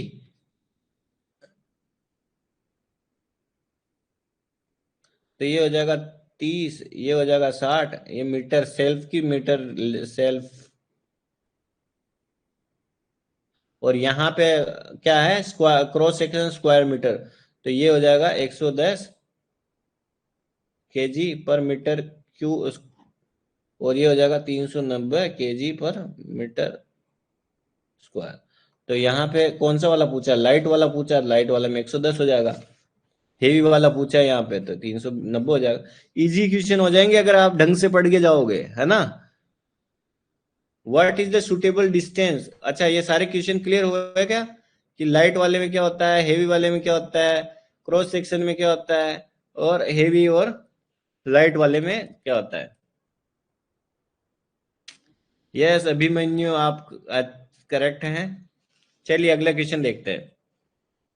What is the suitable distance of the local location of the heavy type of the barrier from the farthest. देखो ये इजी, फिर वापस क्वेश्चन इजी आ गया। कह रहा है कि जो फारदेस्ट पॉइंट होता है, देखो कम से कम दूरी कितनी थी, 135 मीटर, है ना। और ज्यादा से ज्यादा दूरी कितनी थी, ये ऐसा मान लो। अरे यार थोड़ा गड़बड़ हो गया डिजाइन में। और ज्यादा से ज्यादा दूरी कितनी है, मान लो ये 10 वेरिएंट, तो ज्यादा से ज्यादा होगी 365, और कम से कम कितनी होगी 135। तो आपको जब भी क्वेश्चन करने हैं या कोई भी प्रैक्टिस करनी है तो दोनों चीजें सेम सेम तरीके की याद रख के चलनी है। ठीक है। तो हमने क्या क्या पढ़ा, लाइट और हेवी 30, 60, 110, 390, और दूरी का क्या हो जाएगा 135, 365। ये तो 365 दिन से याद हो जाएगा आपको। तो ये चीजें तो याद होनी चाहिए, ठीक है। तो केप लेंथ के बारे में आ जाता है, cap length used by the miner. Cap length का क्या होता है, ऐसा होता है केप लेंथ आप देखे होंगे, या तो आप अंडरग्राउंड कभी ट्रेनिंग पे गए होंगे, या फिर आप अंडरग्राउंड में काम कर रहे होंगे। बेचारे ओपन कास्ट वालों को तो नहीं पता है ये क्या होता है, बट ये ऐसा होता है केप लेंथ।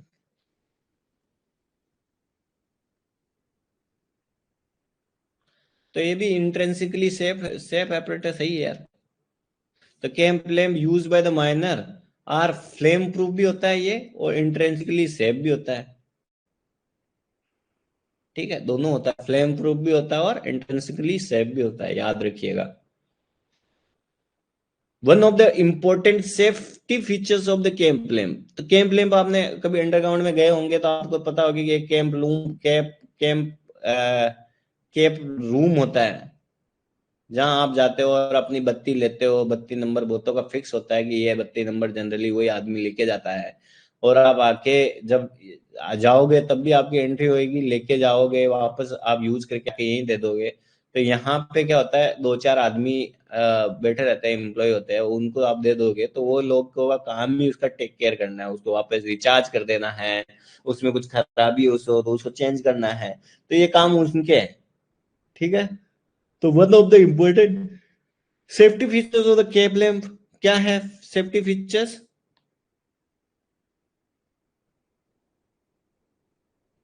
एक तो उसमें कार्ट्रेज टाइप सिल्वर फ्यूज होता है, कार्ट्रेज टाइप का एक सिल्वर फ्यूज होता है।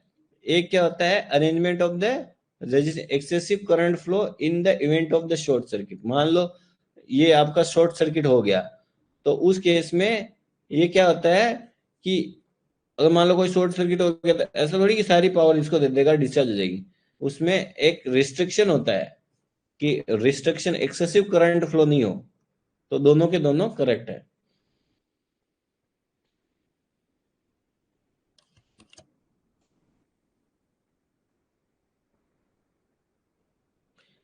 ठीक है,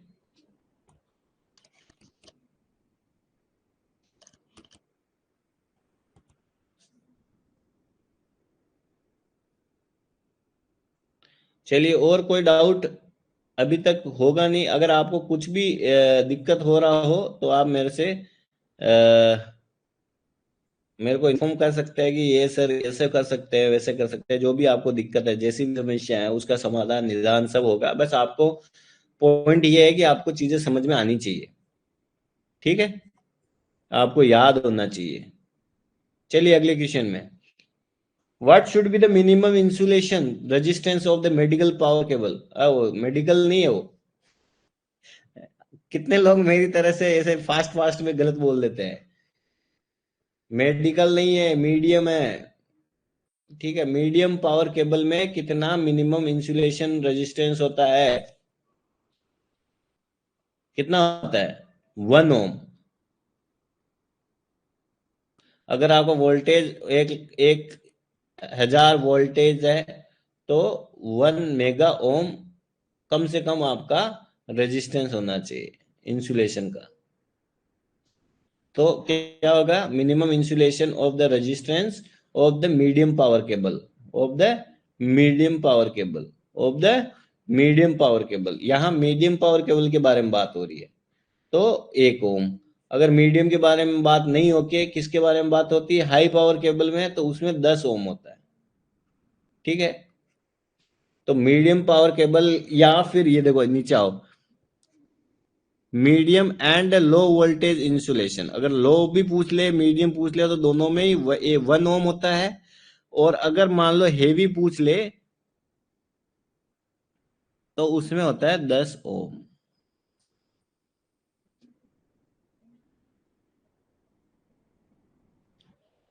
तो what should be the minimum insulation resistance for the high power cable में? हाई पावर केबल में कितना होता है? 10 मेगा। और लाइट वाले में कितना होता है? 1 ओम। याद रखिएगा, लाइट और मीडियम में 1 ओम, हेवी वाले में 10 ओम, 10 मेगा ओम। ठीक है, चलिए ये देखो फिर सॉलिड ब्लास्टिंग का आ गया। सॉलिड ब्लास्टिंग का आ गया, जिसमें बोल रहा है कि how much quality of the air should be conducted upon to each the phase where the solid blasting. Solid blasting जहां होता है कितनी एयर चाहिए होती है? 284। अगर सेकंड डिग्री और फर्स्ट डिग्री है तो आपको 284। अगर थर्ड डिग्री है तो उसमें 300 मीटर क्यूब पर मिनट। ये ऑप्शन नहीं था इसलिए हम ऑप्शन यही लगाए, वरना इसने क्वेश्चन में देना चाहिए था किस टाइप की सेम है। ठीक है, तो आपको बाकी वापस रिवाइज करा दूं क्या? छोड़ो, नहीं रिवाइज करा रहे, इतना रिवाइज रिवाइज नहीं खेलेंगे। चलो है तो इसमें P5 का एक्सप्लोजिव यूज करते हैं, non incentivise copper short delay use करते हैं हम डिटोनेटर में। और अगर 1000 किलोग्राम हम डिग्री 1 में यूज कर सकते हैं, और डिग्री 2 डिग्री 3 में 565। 150 मिली सेकेंड होता है फर्स्ट और लास्ट होल के बीच में। 150 मिली सेकेंड का गैप होता है फर्स्ट और सेकेंड में। अगर थर्ड डिग्री है तो 100 मिली सेकेंड। दो कंजुगेटिव होल में 60 मिली सेकेंड। 284 क्यूबिक मीटर एयर चाहिए होती है। सॉलिड ब्लास्टिंग में थर्ड होती तो 300 क्यूबिक मीटर पर मिनट, और 25 होल एक बार में ब्लास्ट कर सकते हैं। 90 मीटर तक पानी छिड़काव करना है। 20 मीटर तक कोई भी उसको इनफ्लेमेबल गैस को चेक करते रहना है। और मिथेन अगर 0.5 से ज्यादा है या जियोलॉजिकल डिस्टर्बेंस है तो नो सॉलिड ब्लास्टिंग। ठीक है, तो ये तो शायद देख लिया था अपन ये में। चलिए, which of the following the appliances is use to give the suitable curvature to the track. अब बहुत सारे एपरेटस है यहाँ पे, कौन कौन से?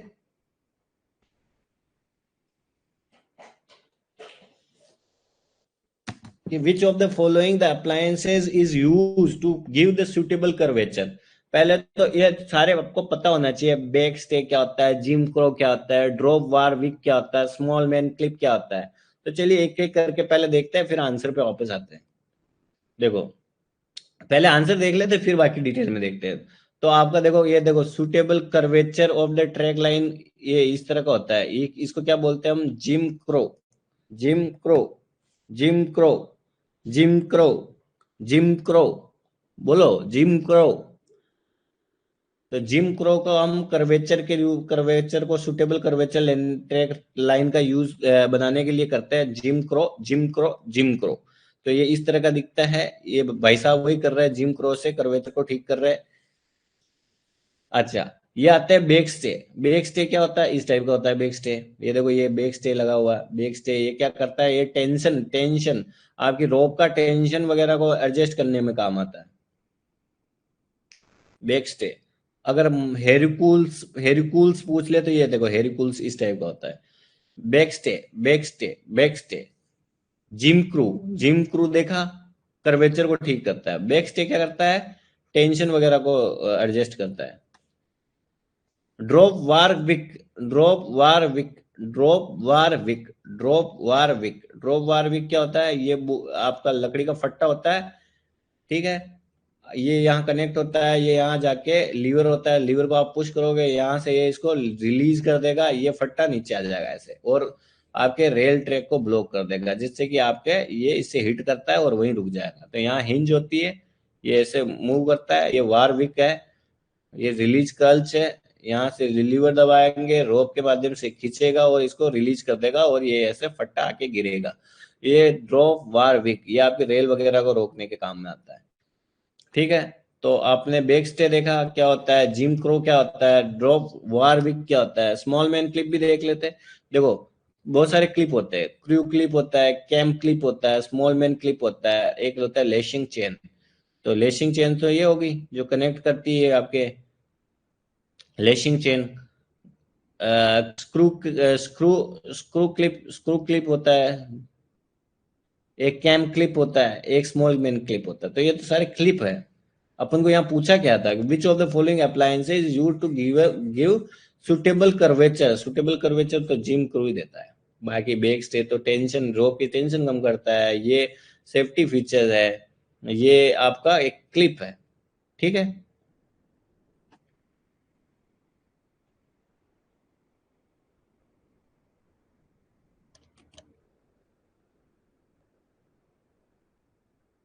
करना Murro 31C, Abhimanyu C, B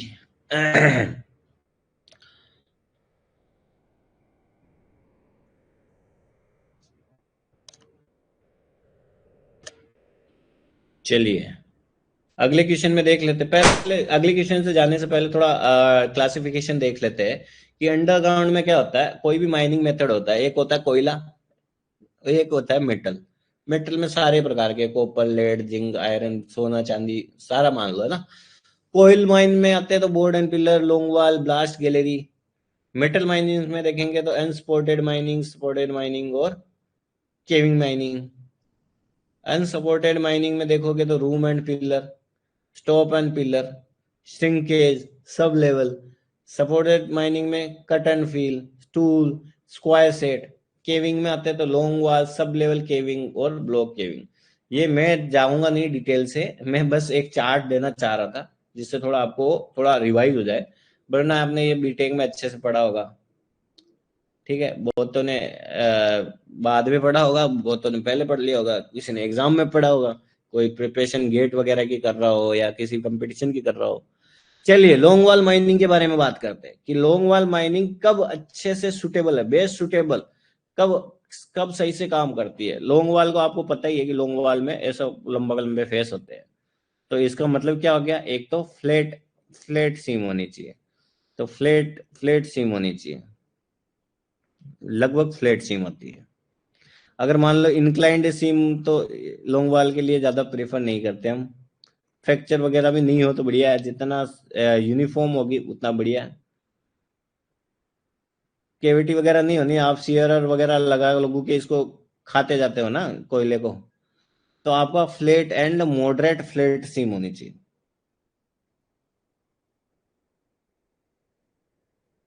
ठीक है, फ्लैट एंड मॉडरेट फ्लैट सीम।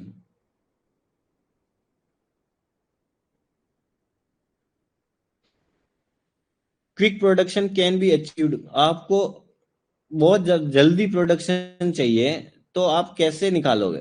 देखो लॉन्ग वाल से तो बहुत अच्छा प्रोडक्शन निकलता है, बट कौन सा वाला लॉन्ग वाल, एडवांस वाला या रिट्रीटिंग वाला, कौन सा वाला आप यूज करोगे तब आपको तुरंत कोयला प्रोड्यूस होने लग जाएगा। देखो रिट्रीटिंग वाले में तो क्या होता है, जैसे ये आपका कोयला है तो पहले आप पीछे जाओगे, डेवलपमेंट वर्क करोगे, फिर आप रिट्रीट करके आओगे। और इसमें क्या बोलते हैं, एडवांस वाले में क्या होएगा,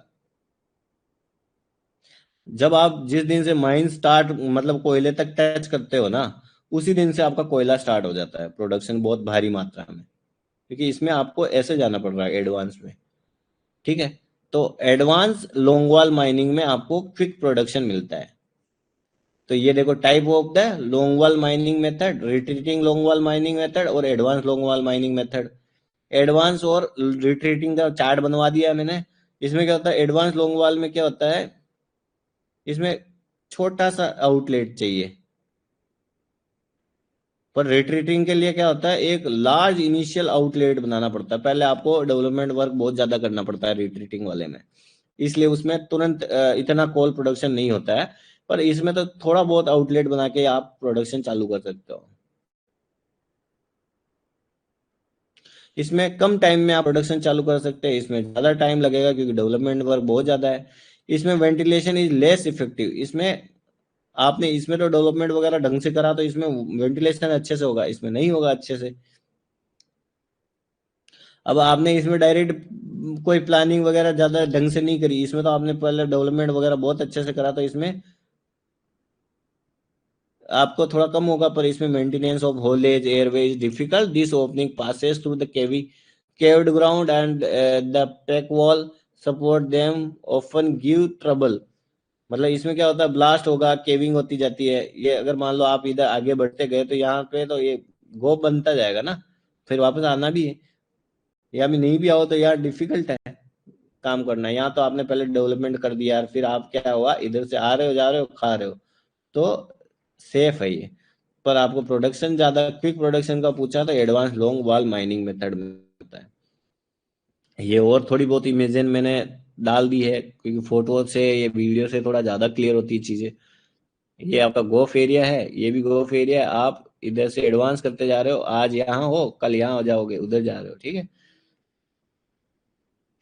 ये रिट्रीटिंग है, इसमें पहले आपने ये डेवलपमेंट वर्क किए, इधर से होके ऐसे ऐसे आ रहे हो आप, तो इधर से जा रहे हो, मतलब आने जाने का गेट रोड आपके अलग है। इसमें मेन गेट यहाँ कहीं बोल दिया होगा इसने, टेल गेट यहाँ कहीं बोल दिया होगा। और ये एक्सट्रैक्टेड पिलर है, ये इसको आप खा चुके हो, इस कोयले को आप खा चुके हो, गोप बन चुका है, तो इधर गोप इधर बन रहा है, इधर गोप इधर बन रहा है, खाली एरिया। लास्ट क्वेश्चन देख लेते हैं आज का।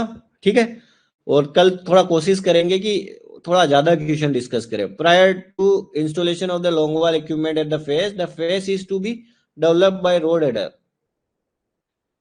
ये जो रोड हेडर से आप यूज करते हो ना, तो वो किस में करते हो, रोड हेडर आप रिट्रीटिंग लॉन्ग वॉल में करते हो, मतलब इस टाइप के वाले में पहले डेवलपमेंट करके इसमें, तो इस टाइप वाले में आप रिट्रीटिंग लॉन्ग वॉल माइनिंग में आप रोड हेडर का यूज करते हो।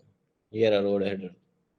ठीक है, ये क्लास यहीं तक रखते हैं आज। ठीक है, पहला दिन भी है, थोड़ा उतना फास्ट में जा नहीं पाया, मेरे को थोड़ा पेस बढ़ाना पड़ेगा कल से।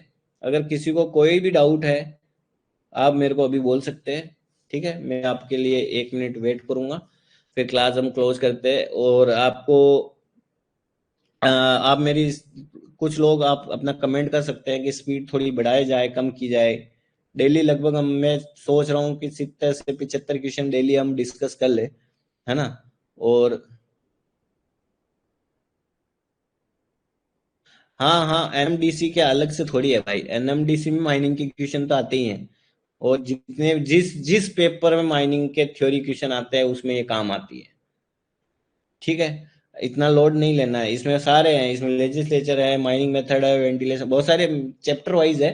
हम पहला वाला टॉपिक लिए माइनिंग मेथड, तो उसमें माइनिंग मेथड के बारे में पढ़ रहे हैं, है ना।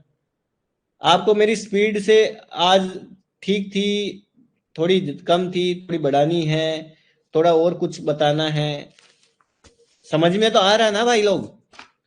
क्लास समझ में आ रही है सबके? यस या नो?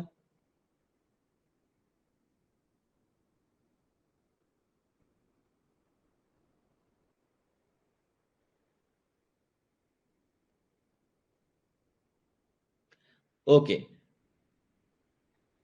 ठीक है भाई लोग, मिलते हैं। टाइमिंग है ना, एक दिन पहले मैं मेंशन करवा दूंगा, और मैं थोड़ा कोशिश करूंगा कि मैं थोड़ा ज्यादा एक्स्ट्रा क्लासेस ले लेके जल्दी से खत्म करूं, तो जिसके पेपर से पहले थोड़ा टाइम मिल जाए आप लोगों को, या डीजीएमएस में भी काम में आ जाए जो लोग डीजीएमएस का देना चाह रहे हैं। मैं रजमन जिन्होंने मेरे से क्लास ली है, मैं ऐसे ही कोशिश करता हूँ डिटेल से, बस थोड़ा टाइम लगता है, बट अच्छे से समझ आ जाती है चीजें, एक बार समझ में आ जाती है तो चीजें भूलता नहीं है आदमी, है ना। चलिए, bye bye, take care, revise करिएगा, जितना ज्यादा रिवाइज करेंगे चीजें याद रहेगी।